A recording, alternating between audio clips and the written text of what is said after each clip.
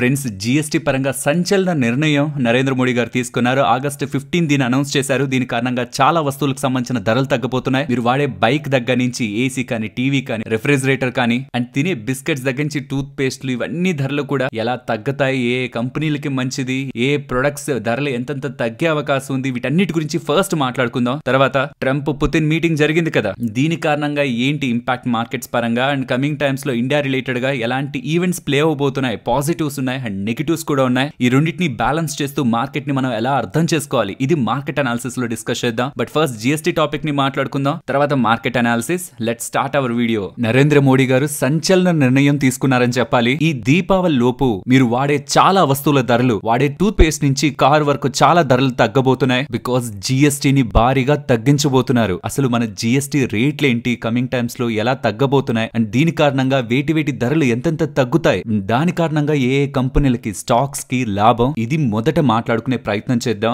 నరేంద్ర మోడీ గారి August 15న 10 important statements ని చేశారు. అందులో ఒకటి GST 2.0 next generation GST reforms అని చెప్తూ చాలా వాటి రిలేటెడ్ గా జీఎస్టీ ధరలు తగ్గబోతున్నాయని నరేంద్ర మోడీ గారు చేసిన ఈ స్టేట్మెంట్ బిగ్ డిస్కషన్ లో అయితే ఉంది. ఫ్రెండ్స్, ఇది ఎప్పుడూ తీసుకోవాల్సిన డెసిషన్, బట్ లేట్ అయినా పర్లేదు. ట్రంప్ చేస్తున్న పనులకి ఇండియా జీడిపి 0.5 to 0.6% ఇంపాక్ట్ అవుతుందని తెలిసిన ఇండియన్ గవర్నమెంట్ వర్స్ట్ కి ప్రిపేర్ అవుతూ తీసుకుంటున్న స్టెప్ ఇది. దీని వెనకుంటే అసలు లాజిక్ ఏంటనేది కూడా కొంత టైం కి నేను మీకు ఎక్స్ప్లెయిన్ చేస్తాను. బట్ దాని అన్నిటికంటే ముందు ఫస్ట్ మీకు జీఎస్టీ రిలేటెడ్ గా కొంత ఐడియా రావాలి. మన ఇండియాలో ప్రెసెంట్ బయట జరుగుతున్న చాలా ట్రాన్సాక్షన్స్ ని 4 స్లాబ్స్ లో దాన్ని కేటగరైజ్ చేసి జీఎస్టీ వేస్తూ ఉంటారు. 5%, 12%, 18% అండ్ 28%. ఈ 4 స్లాబ్స్ లో మనకి చాలా వస్తువుల మీద 5% ఏమో ఎసెన్షియల్స్, అంటే మనకు ఖచ్చితంగా కావాలనుకునే వాటి మీద, అండ్ ఫుడ్ అండ్ మెడిసిన్స్ మీద. 12% ఏమో mid range goods, processed foods మీద, standard goods and most of the services మీద 18% జీఎస్టీ, అండ్ 28% జీఎస్టీ ఏమో లగ్జరీ అండ్ సిన్ గూడ్స్ మీద. అండ్ ఇక్కడ లగ్జరీ అంటే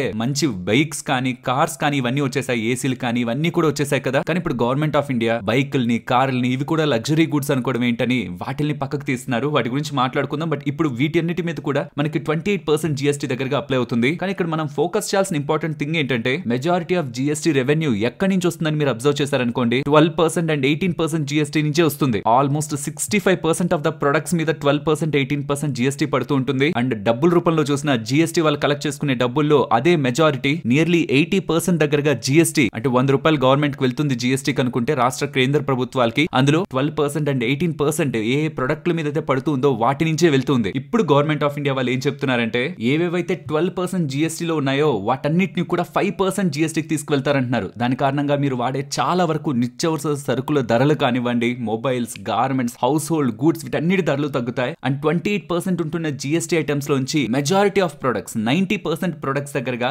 18% కి తగ్గించేస్తారంటున్నారు. పర్టికులర్ గా కార్లకి, బైకులకి, కన్స్యూమర్ డ్యూరబుల్స్ లైక్ ఏసీలకి, బేవరేజెస్, కూల్ డ్రింక్స్, వీటన్నిటికి కూడా ఈ బెనిఫిట్ అయితే దొరుకుతుంది. బట్ కొన్ని వస్తువులు ఉన్నాయి కదా, లైక్ ఆల్కహాల్ కానీ, టొబాకో కానీ, ఆన్లైన్ గేమింగ్ కానీ, అండ్ లగ్జరీ ప్రొడక్ట్స్ ఉంటాయి అనుకుంటున్నారు కదా, దాన్ని మాత్రం 28% నుంచి 40% చేస్తారు. అంటే బాగా డబ్బులు ఉన్న వాళ్ళు ఎక్కడెక్కడైతే ఖర్చు పెడుతూ ఉంటారో లగ్జరీ ప్రొడక్ట్స్ మీద, ఈ టొబాకో, లిక్కర్ అనేది సిన్ కిందకి తీసుకుంటున్నారులేండి. సో దాని కారణంగా వాటి మీద 28% ఉంటున్న జీఎస్టీని 40% చేస్తారంటున్నారు. బట్ ఈ ఒక పర్సంటేజ్ అనేది with respect to their earning, government earning చాలా తక్కువే. సో అలా ఇక ఫైనలీ 12% అండ్ 28% జీఎస్టీ అనేది మనం వినాం. ఇంకా మిగిలిపోతున్నది ఏంటి, 5% అండ్ 18%. మెజారిటీ ఆఫ్ ప్రొడక్ట్స్ ని వీటి అండర్ లోకి తీసుకొస్తానంటున్నారు. బట్ స్పెషల్ కేటగిరీ అని ఒక 40% పెడుతూ ఈ tobacco, pan masala, online gaming, possibly ఉండొచ్చు ఆన్లైన్ గేమింగ్, అది కన్ఫర్మేషన్ ఏం కాదు, but high and luxury goods related గా స్పెషల్ కేటగిరీ 40% కేటగిరీకి తీసుకొస్తానంటున్నారు. కానీ ఇందులో మిడిల్ క్లాస్ రిలేటెడ్ గా ఇంపాక్ట్ చాలా తక్కువే కదా కనిపిస్తుంది. మిడిల్ క్లాస్ మీద ఇంపాక్ట్ అంటే అది టొబాకో వాడుతున్న వాళ్ళ మీద, సిగరెట్లు వాడే వాళ్ళ మీద, ఆల్కహాల్ వాడే వాళ్ళ మీద ఇంపాక్ట్ పడుతుంది. కానీ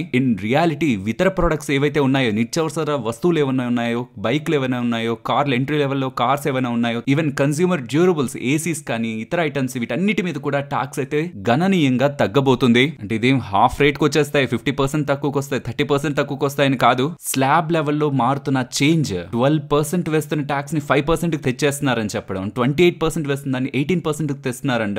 ఇండియా ప్రైస్ సెన్సిటివ్ మార్కెట్ కదా, అది బిగ్ లెవెల్లో కన్సంప్షన్ ని పెంచే ప్రయత్నం అయితే చేస్తుంది. ఇదే గవర్నమెంట్ ఆఫ్ ఇండియా ప్లాన్ కూడా. ఇలా జీఎస్టీని తగ్గించి భారీ మొత్తంలో నెక్స్ట్ రాబోతున్న ఫెస్టివ్ టైంలో సేల్స్ ని పెంచుకుంటే ఇండియన్ జీడిపి 0.6 to 0.8% దగ్గరగా ఇంప్రూవ్ అవుతూ వెళ్ళిన కమింగ్ టైమ్స్ లో ఏదైతే ట్రంప్ క్రియేట్ చేస్తున్న ఇంపాక్ట్ ఇండియన్ ఎకానమీ మీద ఉందో దాన్ని బ్యాలెన్స్ చేయాలి త్రూ డొమెస్టిక్ కన్సంప్షన్ కన్సంప్షన్ అని ఎక్స్పోర్ట్స్ ద్వారా అయితే మనల్ని ఇంపాక్ట్ చేయగలుగుతున్నారు. జీడిపి 0.5% ఇంపాక్ట్ అవ్వచ్చు. బట్ త్రూ డొమెస్టిక్ కన్సంప్షన్ మనం ఇంక్రీజ్ చేసే ప్రయత్నం చేస్తే ఏదైతే ఆ ఇంపాక్ట్ మనకి ట్రంప్ కారణంగా క్రియేట్ అవుతుందో దాన్ని బ్యాలెన్స్ చేయొచ్చు అనేది గవర్నమెంట్ ఒక ఎక్స్పెక్టేషన్ అయి ఉండొచ్చు. దీని కారణంగా ఎవరెవరి ధరలు తగ్గబోతున్నాయో నేను ఇప్పుడు స్టెప్ బై స్టెప్ ఎక్స్ప్లెయిన్ చేస్తాను. ఫస్ట్ ది బైక్స్, కార్లు, వీటి నుంచి స్టార్ట్ చేద్దాం. చిన్న చిన్న కార్లు ఏవైతే 1200 cc కంటే తక్కువ ఉంటున్నాయో వాటి మీద ప్రెసెంట్ ఉంటున్నది 29% జిఎస్టీ, కానీ దాన్ని 18% కి తీసుకురాబోతున్నారని. Even mid sized cars, even పెద్ద పెద్ద కార్లు కూడా ప్రెసెంట్ 43%, 50% జిఎస్టీ ఉందా, కానీ ఇప్పుడు ఏమన్నారు, లగ్జరీ గుడ్స్ కి 40% ఫ్లాట్ జిఎస్టీ వేయబోతున్నారు. సో కాబట్టి పెద్ద పెద్ద కార్లు కొనే వాళ్ళకి 40% వేస్తున్నారా అని మనం అనుకునే ముందే ఆల్రెడీ 50% వేస్తున్నారు, దాన్ని 40% తెస్తున్నారు. సో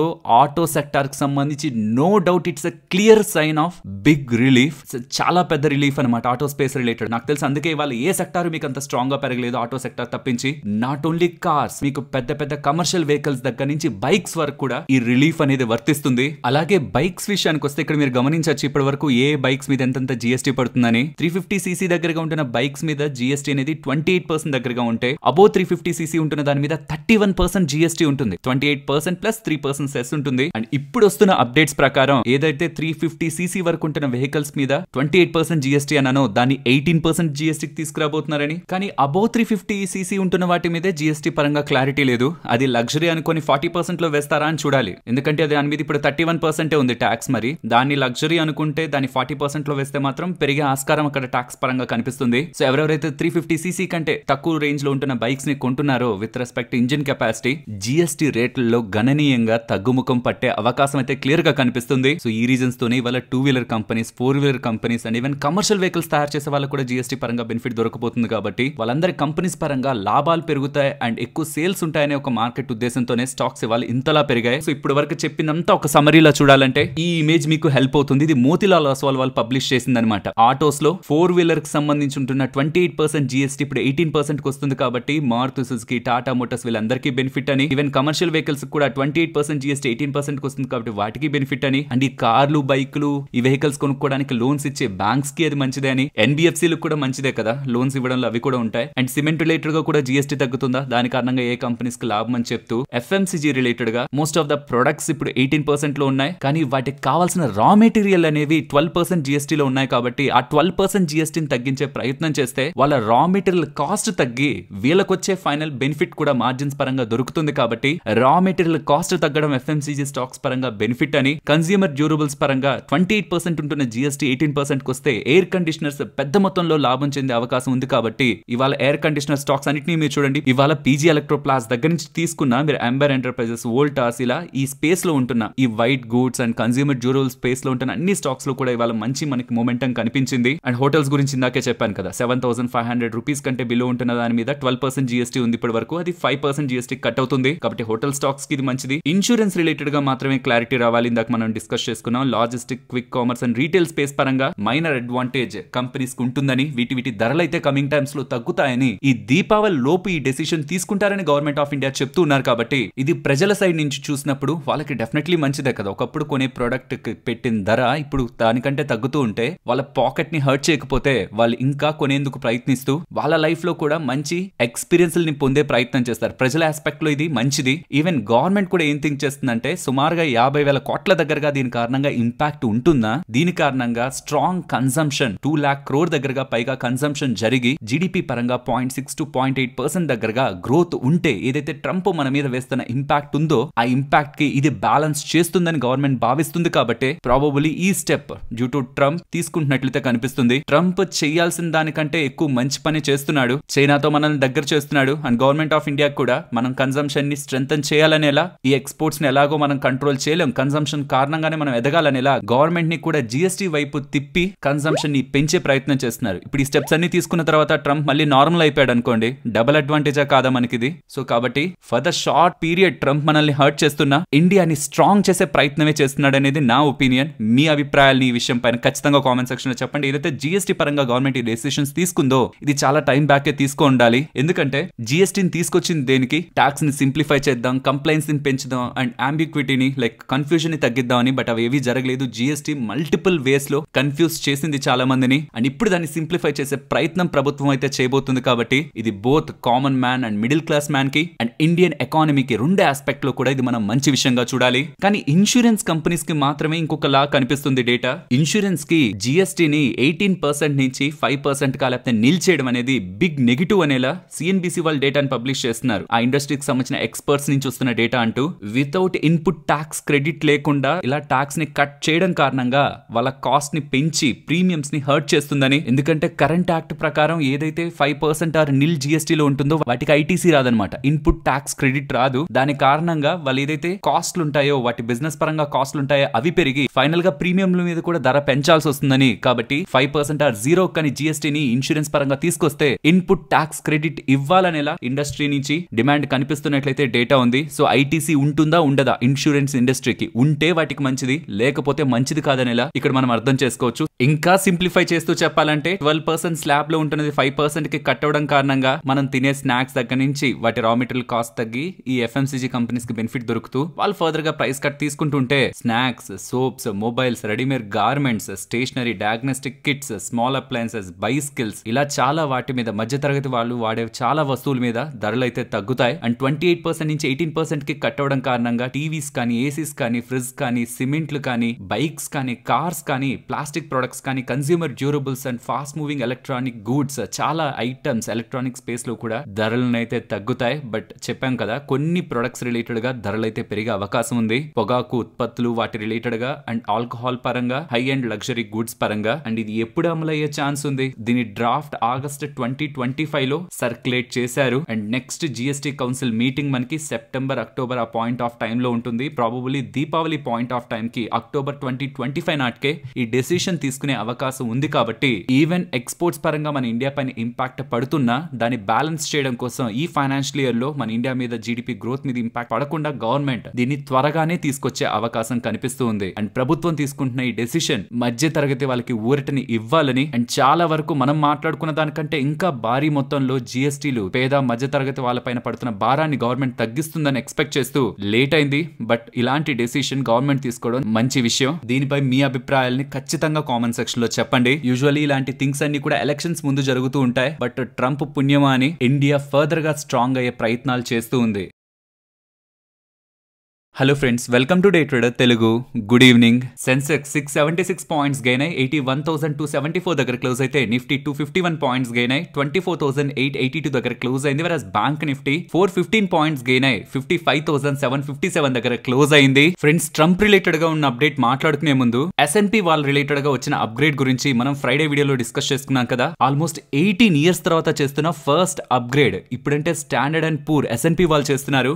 ఇది వరల్డ్ లోని టాప్ 3 లో ఉంటున్న one of the credit rating agency. మిగతా ఇద్దరు ఉన్నారు కదా, మూడీస్ కానీ ఫిచ్ వాళ్ళు కానీ, వాళ్ళు కూడా కమింగ్ టైమ్స్ లో ఇండియా రిలేటెడ్ గా ఇలాంటి స్టేట్మెంట్స్ చేస్తే వాళ్ళ సోవరింగ్ క్రెడిట్ రేటింగ్ ని అప్గ్రేడ్ చేస్తే then that will be the biggest positive. Total Indian brand mark పరంగా గ్లోబల్ గా ఇన్వెస్టర్స్ లో కాన్ఫిడెన్స్ ని ఇంకా స్ట్రెంథెన్ చేస్తుంది. అసలు ఇంతకీ ఎందుకు S&P వాళ్ళు ఇలా మన ఇండియా రిలేటెడ్ గా అప్గ్రేడ్ చేశారు? ఇప్పుడంతా అన్సర్టనిటీ ఉంది, ఇండియా మీద టారిఫ్లు వేస్తున్నారు, ఎందుకు ఇలా జరుగుతుంది? యాక్చువల్ గా డౌన్ గ్రేడ్ కదా చేయాలని అంటే దీనికి S&P వాళ్ళు చెప్పింది మనం ఫ్రైడే వీడియోలోనే చెప్పాను. ఇండియా అది డొమెస్టిక్ గా కన్సంప్షన్ బేస్డ్ ఎకానమీ అని. Even 2% of the GDP exports కారణంగా వస్తున్నా దాని కారణంగా కలిగే ఇంపాక్ట్ 0.5% దగ్గరగా ఉంటుందని. But on the long term వీళ్ళు డొమెస్టిక్ గానే స్ట్రాంగ్ గా గ్రో అవుతూ ట్రంప్ కారణంగా ఏ టారిఫ్ ఇంపాక్ట్ అయితే ఇండియన్ ఎకానమీని ఇంపాక్ట్ చేస్తాయని మనం అనుకుంటున్నామో అది షార్ట్ లివ్డ్ అని. Because of Indian domestic consumption based economy అనేలా S&P స్ట్రాంగ్ స్టేట్మెంట్స్ ఇండియా పరంగా చేస్తూ ఉండడం. అండ్ దాంతో పాటు 10 ఫైనాన్షియల్ ఇన్స్టిట్యూషన్స్ పరంగా కూడా వాళ్ళ రేటింగ్ ని అప్గ్రేడ్ చేశారు. ఆ 10 ఫైనాన్షియల్ ఇన్స్టిట్యూషన్స్ ని కూడా ఇక్కడ మీకు స్క్రీన్ ముందు పెడుతున్నాను.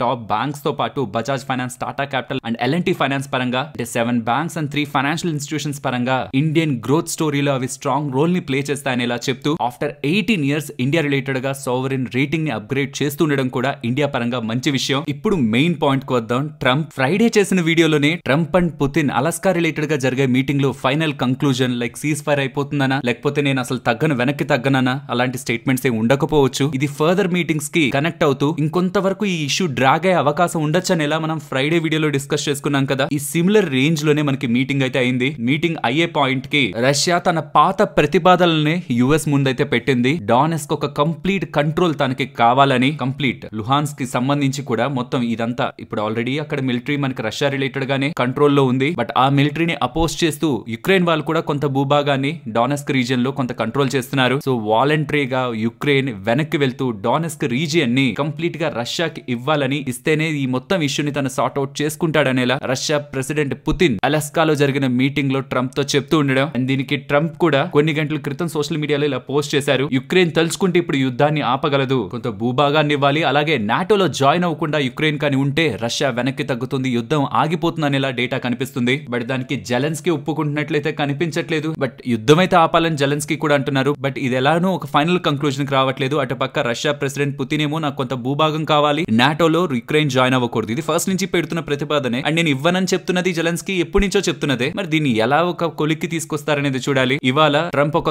కార్యాలయంలో జెలెన్స్కీ ఈ యుక్రెయిన్ ఒక ప్రెసిడెంట్ తో పాటు యూరోప్ కు సంబంధించిన ముఖ్య నేతలతో మీటింగ్ అయితే జరుగుతుంది. అండ్ ఈ మీటింగ్ తర్వాత ప్రాబబులీ ఒక స్ట్రాంగ్ స్టేట్మెంట్, అక్కడ కంక్లూజన్ ఏం కాదు, స్ట్రాంగ్ స్టేట్మెంట్ ఉంటూ ప్రాబబులీ నెక్స్ట్ 1 to 2 వీక్స్ లో దీని రిలేటెడ్ గా ఇంకా ట్రంప్ చేతులు ఎత్తేయడమా, అండ్ నేను ఇంకా సెటిల్ చేయలేనులే గొడవ అని చెప్పడమా, సెటిల్ చెయ్యడమా, సెటిల్ చేసే వైపే ట్రంప్ వెళ్లే అవకాశం ఉంది. ఎందుకంటే ఇది సెటిల్ చేస్తే సాక్షాత్తు తనకి అపోజిషన్ లో నిలబడిన వ్యక్తే తనని నోబెల్ ప్రైజ్ కి నామినేట్ చేస్తాననేలా స్ట్రాంగ్ స్టేట్మెంట్స్ అయితే చేశారు. తన ఎలాగో నోబెల్ ప్రైజ్ కోసం పరితపిస్తున్నారు కదా, పదే పదే ఇండియా పాకిస్తాన్ రిలేటెడ్ గా ఉంటున్న ఇష్యూని కూడా హైలైట్ చేస్తూ తనే గొడవను ఆపాడని, తనకి నోబెల్ పీస్ ప్రైజ్ రావాలని. అని నోబెల్ ప్రైజ్ ఇచ్చేది నార్వేరియన్ నోబెల్ కమిటీ వాళ్ళనమాట. కాబట్టి ట్రంప్ వాళ్ళ మినిస్టర్స్ కి తనకి నోబెల్ ప్రైజ్ కావాలనేలా చెప్తున్నారని కూడా రాయిటర్స్ లో లాస్ట్ 3-4 డేస్ నుంచి ఉంటున్న అప్డేట్ లా కూడా కనిపిస్తుంది. సో ఎలా అయినా తను నోబెల్ ప్రైజ్ కోసం ప్రయత్నిస్తున్నాడని అయితే కనిపిస్తుంది, అంటే చరిత్రలో మిగిలిపోవాలని. కాబట్టి రష్యా యుక్రెయిన్ రిలేటెడ్ ఉంటున్న ఇష్యూను కూడా తను టూ మచ్ పర్సనల్ గా తీసుకొని, అంటే తనను ఒక శాంతి దూతలాగా ప్రపంచానికి చూపించాలని ఒక పర్సనల్ గా తీసుకొని ఇండియా మీద కూడా కక్ష సాధింపు చర్యలను అయితే తను టారిఫ్ రిలేటెడ్ గా ఇండియాని కార్నర్ చేస్తున్న గేమ్ ని రీసెంట్ టైమ్స్ లో తను ఆడుతున్నాడు. సో ఫైనలీ మార్కెట్ పరంగా ఉన్న మెయిన్ టాపిక్స్ అన్ని మాట్లాడుకుంటూ వచ్చాం కదా, ఇప్పుడు పాజిటివ్స్ నెగటివ్స్ గురించి మాట్లాడుకుందాం. రీసెంట్ టైమ్స్ లో ఇండియా జీడిపి స్ట్రాంగ్ గా గ్రో అవుతుంది, one of the top largest ఎకానమీగా ఎవాల్వ్ అవుతుంది, 4th లో ఉంది, తర్వాత 3rd 2nd వెళ్తుంది అనే ఆస్పిరేషన్స్ తో ఇండియా వెళ్తుందని మనం చూస్తున్నాం. బట్ ఇండియా జీడిపి పరంగా ఒక్కటే చూసుకుంటూ మనం ఆనందపడ్డం కాదు, పర్ క్యాపిటల్ ఇన్కమ్ అండ్ ఇండియాకు సంబంధించిన అన్ని రంగాలకు సంబంధించిన ప్రజలు గ్రో అవడం అనేది మనకి సంబంధించిన మెయిన్ ఇంపార్టెంట్ పాయింట్. దాని పరంగా ఇండియా ఏం చేయడానికి ప్రయత్నిస్తుంది అనేది మనం మెయిన్ గా చూడాలి. ఎందుకంటే పూర్ ఎప్పుడైనా మిడిల్ క్లాస్ కి మూవ్ అయ్యి, మిడిల్ క్లాస్ ఎప్పుడైనా అప్పర్ మిడిల్ క్లాస్ ఎప్పుడైనా రిచ్ కి మూవ్ అవుతున్నప్పుడే సర్క్యులేషన్ అనేది గ్రోత్ పరంగా బ్యాలెన్స్డ్ గా ఉంటుంది. అండ్ ఆ పరంగా ఇండియా ఏం స్టెప్స్ తీసుకుంటుందని చూసినప్పుడు నాకు ఇన్కమ్ ట్యాక్స్ పరంగా ఉంటున్న చేంజెస్ ఉన్నాయి కదా, 12.75 lakh పరంగా నో ట్యాక్స్ అని, అది నాకు బిగ్గెస్ట్ రిఫార్మ్ గా కనిపిస్తుంది. దాని తర్వాత ఇండియన్ గవర్నమెంట్ తీసుకున్న మేజర్ చర్య ఏదైనా ఉందా అంటే ఇప్పుడు నాకు కనిపిస్తున్న GST రిఫార్మ్. ఇది చాలా టైం బ్యాక్ చేసి ఉండాల్సింది, బట్ స్టిల్ లేట్ అయితే అవ్వట్లేదు. ఇప్పుడు ట్రంప్ కారణంగా అయినా సరే మనం ఈ చేంజెస్ ని చేసి ఇండియన్ గ్రోత్ ని పరుగులు పెట్టించగలిగితే కన్సంప్షన్ బేస్డ్ గా ఏదో ఒక పాయింట్ కి ట్రంప్ రిలేటెడ్ గా ఉన్న ఇష్యూ రిజాల్వ్ అవుతున్నప్పుడు ఇది మనకి ఫర్దర్ ఇండియా రిలేటెడ్ గా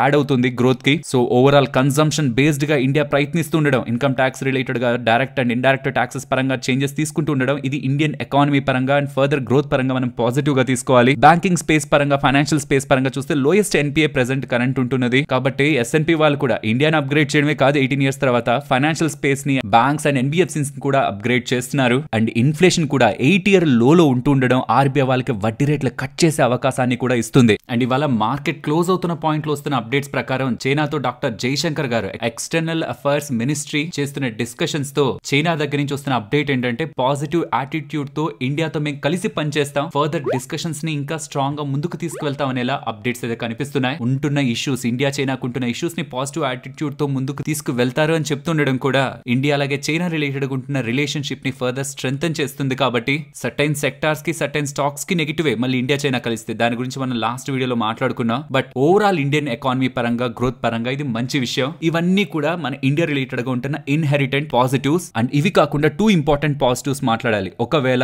ఇవాళ జరిగే మీటింగ్ లో యుక్రెయిన్ అలాగే యూరోప్ లీడర్స్ తో జరుగుతున్న ఈ మీటింగ్ లో ఏదైనా పాజిటివ్ అవుట్కమ్ వచ్చింది అనుకోండి, రష్యా యుక్రెయిన్ రిలేటెడ్ గా సీజ్ ఫైర్ అనౌన్స్ అయ్యేలా ఏదైనా పాజిటివ్ అవుట్కమ్ వచ్చింది అనుకోండి, అది సర్ప్రైజ్ పాజిటివ్ అనమాట. మార్కెట్ ఏం దానికి ప్రిపేర్డ్ గా లేదు, ఇవాళ పెరిగింది కూడా అసలు అందుకు కాదు. ఇది ఈవెన్ సండే చేసిన బుక్స్ రిలేటెడ్ గా వీడియోలో కూడా మన వాళ్ళు అడిగిన కామెంట్ కి రిప్లై గా కూడా పెట్టాను. ఓవరాల్ మండే అనేది పాజిటివ్ గానే ఉండాలి, బట్ దానికి ప్రధానమైన కారణం GST రిలేటెడ్. ట్రంప్ మీటింగ్ అయితే కాదు, నెగిటివ్ కాదు, పాజిటివ్ కాదు. ఇక్కడ ఇంకొక పాజిటివ్ గురించి కూడా మాట్లాడుకోవాలి. షార్ట్స్, FIS ఒక షార్ట్స్ ప్రెసెంట్ 92% దగ్గరగా ఉన్నాయి. ఇవాళ వచ్చిన స్ట్రాంగ్ అప్ సైడ్ మూవ్ తో షార్ట్స్ ఏమైనా కవర్ అయ్యా అనేది ఎండ్ ఆఫ్ ద డే లో చూడాలి. లేదంటే ఆ రష్యా యుక్రెయిన్ రిలేటెడ్ గా ఉంటున్న అప్డేట్ తో అయినా మనకు ఒక ఫైనల్ కంక్లూజన్ వచ్చి మార్కెట్ లో సడన్ జంప్ కనిపించింది అనుకోండి, ఆ 92% షార్ట్స్ స్క్వీజ్ అయ్యే ప్రయత్నం, కవర్ అయ్యే ప్రయత్నం చేస్తాయి. కాబట్టి అది కూడా మార్కెట్ పరంగా మనం పాజిటివ్ గా చూడాలి. బట్ ఈ పాజిటివ్స్ ని మనం 2 రకాలుగా డివైడ్ చేసాం. ఒకటి మన కంట్రోల్లో ఉంటున్న వాటివి, లాస్ట్ లో మాట్లాడుకున్న 2 మన కంట్రోల్లో లేవు, నెగిటివ్ గా కూడా అవ్వచ్చు. కాబట్టి ఫస్ట్ నెగిటివ్స్ లో ఆ రెండింటిని మాట్లాడుకుందాం. ఫస్ట్ డీల్ జరగకుండా ఏదైనా వర్స్ట్ సినారియోలోకి వెళ్తే అది నెగిటివే. షార్ట్స్ కవర్ అవ్వకపోవడం అయిపోవడం కూడా ఫర్దర్ గా షార్ట్స్ ఫర్దర్ బిల్డ్ అవుతూ వెళ్తూ ఉండడం కూడా అది కూడా మార్కెట్ కి మంచి విషయం కాదు. అండ్ ఇది ఇంపార్టెంట్ గా గమనించాలి, ఇండియా యూఎస్ రిలేటెడ్ గా 6th round of trade talks మనకి August 25th జరగాలన్నమాట. కానీ జరగట్లేదు, డిఫర్ చేస్తున్నారు. అంటే ఇండియాని ఫర్దర్ గా ప్రెషర్ చేయడానికి డిఫర్ చేస్తున్నారా? యూఎస్ నుంచి రావాలి, అక్కడి నుంచి అఫీషియల్స్ వచ్చి ఇక్కడ డిస్కషన్ చేయాలి, బట్ జరగట్లేదని చెప్తున్నారు. ఇక్కడ నాకు ఇంకొక యాంగిల్ కూడా కనిపిస్తుంది. రష్యా యూఎస్ రిలేటెడ్ గా మీటింగ్ ఎప్పుడైతే జరిగిందో దాని తర్వాత ఇలా డిఫర్ అయిందనేలా అప్డేట్ వస్తుంది. So probably Russia Ukraine entire event related గా యూఎస్ పుతిన్ మాట్లాడిన తర్వాత కొంత కన్విన్స్ అయి ఇండియా మీద వెయ్యాలనుకుంటున్న ఫర్దర్ టాక్స్ ని వెయ్యొద్దు అని డిసైడ్ అయింది కాబట్టి ఫర్దర్ గా డిస్కషన్ కి రావట్లేదా? ఆర్ ఈ రష్యా యుక్రెయిన్ రిలేటెడ్ గా జరుగుతున్న డిస్కషన్ నెక్స్ట్ కమింగ్ డేస్ లో చాలా స్ట్రాంగ్ గా ప్రొలాంగ్ అయ్యే అవకాశం ఉంది, 2-3 వారాలు కూడా కొనసాగే అవకాశం ఉంది. ఈ లోపే ఇండియాతో ఎందుకు డీల్ ని మాట్లాడుకోవడం, డీల్ ని మాట్లాడి ఎందుకు ఇండియాకి ఎడ్జ్ ఇవ్వడం, ఆ లోపు ప్రెషర్ పెడదాం ట్రంప్ మీద ఇండైరెక్ట్ గా ఇండియా ద్వారా అని రావట్లేదా? ఇది మనకి క్లారిటీ లేదు. ఇది రెండు సైడ్స్ పాజిటివ్ నెగిటివ్ రెండు సైడ్స్ యాంగిల్ లా నాకైతే కనిపిస్తుంది. 25th ఆగస్ట్ కానీ రాకపోతే 27th ఆగస్ట్ కదా మనకి 21 days డెడ్ లైన్ అన్నారు. సరే సెప్టెంబర్ లో అమలు చేస్తున్నారు, అది వేరే విషయం. బట్ 27th డెడ్ లైన్ అన్నారు కాబట్టి ఆల్రెడీ 25% టారిఫ్ ఉంది. ఇంకొక 25% చెప్పిన దగ్గర నుంచి 21 days అని చెప్పారు. అంటే ఆగస్ట్ 27th కది లాస్ట్ డేట్. 25th రావట్లేదు అంటే మాత్రం 50% ట్యాక్స్ ఇండియా మీద పడుతుంది అనుకో క్వశ్చన్ మార్క్స్ కూడా మార్కెట్ ని షార్ట్ టర్మ్ లో కొంత ఇంపాక్ట్ చేసే అవకాశం ఉంది. బట్ దీని మీద క్లారిటీ వచ్చిన రోజు మార్కెట్స్ స్ట్రాంగ్ గా పెరుగుతాయి. ఇవాళ పెరిగిన దానికంటే ఎక్కువ పెరుగుతాయి. But as of now market కి దీని మీద ఎటువంటి క్లారిటీ లేదు. నేను చాలా ఫైనాన్షియల్ ప్లాట్ఫామ్స్ చూసాను గ్లోబల్ గా కూడా, ఏ క్లారిటీ లేదు. యుఎస్ రష్యా యుక్రెయిన్ తో ఏం చేయాలనుకుంటుందో దాని మీద అసలు క్లారిటీ ఈవెన్ ట్రంప్ కి ఉందని కూడా నేను అనుకోవట్లేదు ఏం జరుగుతుంది నెక్స్ట్ అని. సో కాబట్టి ఈ ఒక్క టాపిక్ మాత్రం కంప్లీట్లీ అవుట్ ఆఫ్ బ్లూ అయితే మన మార్కెట్స్ ని హిట్ చేస్తుంది. సడన్ గా అది పాజిటివ్ గా అయినా హిట్ చేస్తుంది, నెగిటివ్ గా అయినా హిట్ చేస్తుంది. Be prepare for this topic. Mostly markets పరంగా ఉంటున్న మెయిన్ నెగిటివ్స్ అయితే ఇవి. అండ్ ఈవెన్ గ్లోబల్ మార్కెట్స్ విషయానికి వస్తే కూడా ఇవాళ ఏమి గొప్పగా లేవు, కొంత రెడ్ లోనే ఉన్నాయి. ఏషియన్ మార్కెట్స్ ఒకటి కొంత మిక్స్డ్ గా ఉన్నాయి. సో ఫైనలీ ట్రంప్ సైడ్ నుంచి ఎటువంటి కామెంట్స్ వస్తాయి రష్యా యుక్రెయిన్ రిలేటెడ్ గా అనేది మార్కెట్ అబ్జర్వ్ చేస్తూ ఉంది. ఫ్రెండ్స్ ఐ హోప్ మీకు ఇప్పటికీ ఒక క్లారిటీ అయితే వచ్చుంటుందని. కమింగ్ టైమ్స్ లో రష్యా యుక్రెయిన్ రిలేటెడ్ గా జరుగుతున్న టాపిక్ ఉంది చూసారా, అది మాత్రమే మార్కెట్ కి సర్ప్రైజ్. పాజిటివ్ కానీ నెగిటివ్ కానీ రెస్ట్ ఆఫ్ ద థింగ్స్ లో ఇండియా రిలేటెడ్ గా పాజిటివ్ ఎలిమెంట్స్ అయితే స్ట్రాంగ్ గానే డెవలప్ అవుతున్నాయి. నెంబర్స్ లో ఏ మాత్రం కొంత సెంటిమెంట్ బెటర్ గా వచ్చినా జెఫ్రీస్ కి సంబంధించిన క్రిస్ వుడ్ చేస్తున్న కామెంట్స్ ఖచ్చితంగా స్ట్రాంగ్ గా నిజం అవుతాయి. ఫారినర్స్ వీళ్ళు one of the famous investors and fund houses నడిపే చాలా మంది రీసెంట్ టైమ్స్ లో చేస్తున్న ఒకే ఒక్క స్టేట్మెంట్, ఇండియా రిలేటెడ్ గా టారిఫ్ ఇంపాక్ట్ ఏం పెద్ద ఉండదు. అండ్ ఇప్పుడు జెఫ్రీస్ కి సంబంధించిన క్రిస్ వుడ్ చేస్తున్న స్టేట్మెంట్, ట్రంప్ చేస్తున్న టారిఫ్ ల స్టేట్మెంట్స్ కారణంగా ఇండియన్ మార్కెట్స్ పడుతుంటే సెల్ చేయడానికి కాదది బై చేయడానికి రీజన్ గా చూడాలని. ప్రాబబుల్లీ ఇండియా వరల్డ్ లోనే one of the country where Donald Trump వేస్తున్న టారిఫ్ ని ఎదిరించి నిలబడుకోగలదని తన స్టేట్మెంట్స్ అయితే కనిపిస్తున్నాయి. ఫారినర్స్ స్ట్రాంగ్ గా నమ్ముతున్నారు మార్కెట్ ని. డొమెస్టిక్ వాళ్ళది consumption based market, even exports పరంగా ఇంపాక్ట్ ఉన్నా దాన్ని వాళ్ళు డొమెస్టిక్ కన్సంప్షన్ తో బీట్ చేయగలరు. సో ఏదైతే నెగిటివిటీ ఉందో అది ఇండియన్ మార్కెట్స్ లో ఇన్వెస్ట్మెంట్ చేయడానికి కానీ ఎగ్జిట్ అవడానికి కాదనిలా వాళ్ళ వాదన. అండ్ ఇది కూడా నేను క్లియర్ గా చెప్పాలి, నేను అంటున్నానో వాళ్ళు అంటున్నారనో ఇంకెవరో అంటున్నారనో మీరు డబ్బులు పెట్టద్దు. మీకు కన్విక్షన్ ఉందా ఇండియా మీద, మీకు కన్విక్షన్ ఉందా మార్కెట్స్ మీద, ఇండియన్ గ్రోత్ స్టోరీ మీద? అండ్ రీసెంట్ టైమ్స్ లో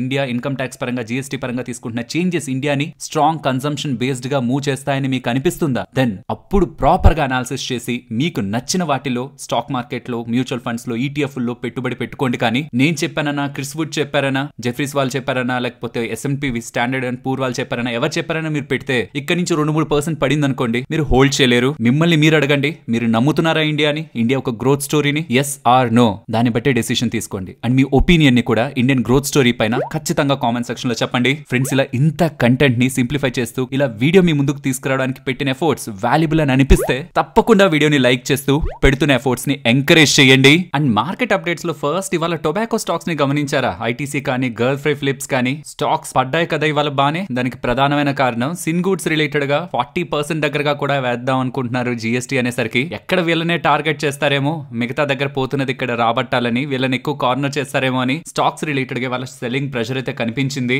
సో ప్రెసెంట్ 28% దగ్గరగా ఉంటున్న జీఎస్టీని వాటి మీద 40% కి చేసేస్తే ఆబ్వియస్లీ ధరలు పెరుగుతాయి. ధరలు పెరిగినప్పుడు వాటి వాల్యూమ్స్ తగ్గుతాయని మార్కెట్ భయపడుతూనే వాళ్ళ స్టాక్స్ లో మనకి ప్రెషర్. నెక్స్ట్ రిలయన్స్ ఇండస్ట్రీస్ గురించి మాట్లాడుకోవాలి. వీళ్ళు నేచర్ ఎడ్జ్ అనే బీవరేజెస్ కంపెనీ రిలేటెడ్ గా మెజారిటీ స్టేక్ ని అక్వైర్ చేస్తున్నారు. దీని కారణంగా హెల్దీ ఫంక్షనల్ బీవరేజెస్ ఉంటాయి కదా, లైక్ చూడండి మీకు బయట వెళ్తున్నప్పుడు కూల్ డ్రింక్స్ కనిపిస్తుంటాయి, అది హెల్త్ కి మంచిదా కాదు. కొన్ని దాంట్లో విటమిన్స్ యాడ్ చేసామని, మినరల్స్ యాడ్ చేసామని, విటమిన్ సి ఉందని, జింక్ ఉందని, పొటాషియం ఉందని, ఇలా డిఫరెంట్ చెప్పి మీకు డ్రింక్స్ కనిపిస్తుంటాయా? హెల్త్ ని ప్రైమరీగా ఫ్రంట్ సైడ్ పెడుతున్న డ్రింక్స్ ఉంటాయా? వాటిలోకి రిలయన్స్ ఇండస్ట్రీస్ వాళ్ళు ఎంటర్ అవుతున్నట్లయితే అప్డేట్ చేస్తున్నారు. నెక్స్ట్ మార్క్స్ అండ్ ఫార్మా, వీళ్ళకి యూకే హెల్త్ రెగ్యులేటర్ వాళ్ళ దగ్గర నుంచి మెట్ఫార్మిన్ హైడ్రోక్లోరైడ్ టాబ్లెట్స్ పరంగా గ్రీన్ సిగ్నల్ అయితే లభించింది. టైప్ టైప్ 2 డయాబెటీస్ కి యూస్ చేస్తారు కదా ఈ డ్రగ్ ని. ఈ డ్రగ్ యూకే లోకి వెళ్ళి వీళ్ళు సెల్ చేసుకోవడానికి వాళ్ళ రెగ్యులేటర్ దగ్గర నుంచి వీళ్ళకి అప్రూవల్ లభించిందని అప్డేట్ అయితే చేస్తున్నారు. Next Kotak Mahindra bank under లో ఉంటున్న SCA వాళ్ళకి, అంటే వాళ్ళ అండర్ లో ఉంటున్న కంపెనీకి UAE లో investment and portfolio management services ఇవ్వడానికి లైసెన్స్ లభించినట్టు, ఫర్దర్ గా అక్కడ వీళ్ళు బిజినెస్ ని స్టార్ట్ చేస్తున్నారని